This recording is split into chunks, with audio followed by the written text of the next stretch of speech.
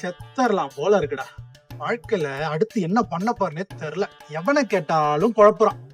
ஏய் இதுக்காண்டா சித்தலான்ற உன் எகுத்து வீட்டுக்காரன் இருக்கான்ல அவன்கிட்ட போய் கேளு, அவன் சொல்லுவான். வா மனோஜ், உள்ளவா. என்ன விசேஷம்? நல்லண்ணே, லைஃப்ல அடுத்து என்ன பண்ண போறனே தெரியல. எவனை கேட்டாலும் குழப்புறானு.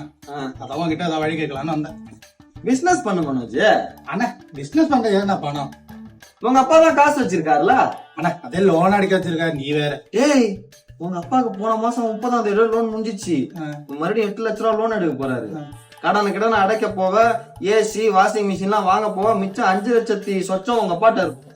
உன்ட்டதான் 1 ஏக்கர் நிலம் இருக்குல்ல, உங்க பேர்ல எழுதி கொடுத்தாங்கல்ல, அந்த நிலத்துல ஃபார்ம் ஹவுஸ் வை அந்த காசை வச்சு. அதுவும் இல்லாம நீ லவ் பண்றல ஒரு பொண்ணு. நான் யாரையும் லவ் பண்ணலண்ணா. வீட்டுல யாரும் இல்லாதப்ப அந்த பொண்ணை கூட்டிட்டு வந்துட்டு பவ்யமா கூட்டு போற நான் பார்த்தனே, எனக்கு தெரியாதா? கூட்டு வரலண்ணா. உங்க வீட்டுல போன வாரம் எல்லாம் திருப்பதி போயிட்டாங்கன்னு 7 மணிக்கு கூட்டு வந்து சாயங்காலம் 6:30 கூட்டு போனேன், நான் தான் பார்த்தனே. வாழ்க்கைக்கு வழி சொல்லணும்னு பார்த்தா நீ வேற. உங்க அப்பா சாயங்காலம் 6 மணிக்கு குடிச்சிட்டு வருவாரு. போதையில இருக்கும் போய் கட்டி பிடிக்கும், பாசத்துல ஓகே சொல்றாரு. அப்படியே பிசினஸ் ஆரம்பிச்சிரு.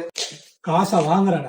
காசை வாங்கி 8 அடிக்கு ஒரு காம்பவுண்ட கட்டுற, ஷட்டரை போடுறேன். இனிமே எவன் பாக்குறான்னு நானும் பாக்குறேன்.